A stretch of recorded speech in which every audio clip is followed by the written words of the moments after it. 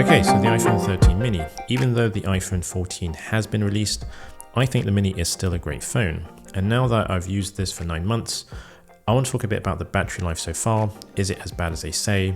What the camera is like in real life. I want to share some photos taken in various day and night conditions. Also what it's been like using iOS 16. And finally, whether I think you should stick with the iPhone 13 mini or if it's worth upgrading to it and how it compares to the new iPhone 14. So the battery health, it was literally at 100% a few days ago. Now it's sitting at 98%. Not bad for 9 months use. Would have been nice if it was still at 100% after a year, but this of course is going to vary from person to person. In terms of battery life, do you get a full day's use? It depends. If my typical usage is about 2.5 to 3.5 hours on a normal day, by the end of the day, I'll have about 50 to 65% battery remaining. But for those days when I'm out and about, especially when I'm traveling, visiting a new country, using Google Maps, taking photos and video, that's when I start to see the battery life depleting very quickly. And before you know it, by mid-afternoon, you'll be below 50%. Sometimes I can get away with using low power mode, and that will usually last to the end of the day, but it's very tight. Now for those days where I know I'll be using the phone very heavily, that's easily resolved with one of these. This is the Anker magnetic power bank. It's a small little lifesaver and it just literally snaps on. And even better if you have a MagSafe case. The little mini becomes somewhat a little beefy. It does sort of defeat the purpose of the mini when carrying this, but for those days when you know that you need the extra battery life, it's handy. Anker do have a few of these variations. Just be careful, not all of them fit the mini. This one specifically does. I'll add a link in the description below. Otherwise, the other ones sort of hang over the phone a bit, and that isn't fun at all. And this is probably my only complaint about the mini. You have to be careful with the battery life under heavy use. If you're a light phone user, this will be fine. For those medium phone users, you're going to be okay. If you're a high usage user, then the mini will be a tough use. Now what's really great about the mini is the camera. I've taken photos in various places, indoors, outdoors, sunny bright conditions, dark conditions, gloomy grey conditions, which we have plenty here in London. And the images I think are really just so impressive. The wide angle is great as well. I usually carry around my RX100 when I'm on holiday.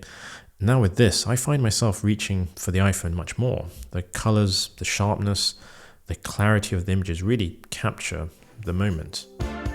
And with cinematic mode, which I finally got a chance to test out, very nice bokeh effects, tries to keep the subject in focus. It's a nice feature to have. And I've never really had the urge or need to use it, and it is a shame that Apple restricted to the iPhone 13 only, as I feel it's more of a software capability than hardware. I think it's a similar situation with action mode, which is only available to the new iPhone 14. Now I also have iOS 16 running on the mini, so far no real problems. I haven't seen any issues of iOS 16 affecting battery life or slowing down the phone. I think Apple have learnt their lesson there. The new iOS 16 home screen looks great. The widgets are nice and clear to see. They don't look too small. There is one small thing you won't see in the mini, and that's the new battery percentage indicator. It's not available on the iPhone XR, iPhone 11 or the 12 mini for some reason.